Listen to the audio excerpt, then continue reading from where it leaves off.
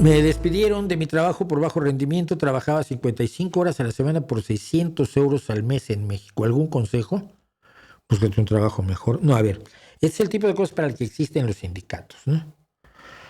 Primero que nada, una conquista sindical en México supuestamente es la de las 48 horas. Todavía no está en la semana de 40 horas México. Las 48 horas es trabajar 6 días a la semana, tener un día de descanso.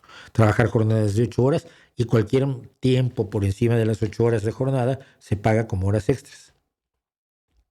No se hace, bueno, pues entonces te debería estar protegiendo la Secretaría del Trabajo. Y si no te está protegiendo, ya sabes con quién estás jugando. Estás jugando con un gobierno que es enemigo de los trabajadores.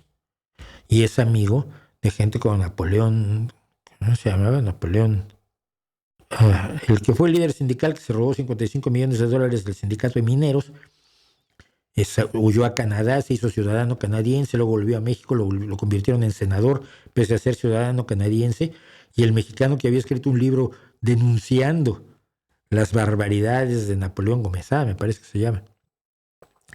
Dijo que no, pues que estaba muy bien eso, ahora ya se había vuelto buena persona porque ya estaba en el partido, en Morena. El vitaminino Napoleón Gómez Urrutia, claro, es un hombre que ese personaje heredó el sindicato de su padre. Su padre fue dirigente del sindicato como 30 años y luego lo heredó él. Se quedó como dirigente del sindicato hasta el día en que se piró con 55 millones, ¿no? De dólares. No vayas a pensar que de céntimos.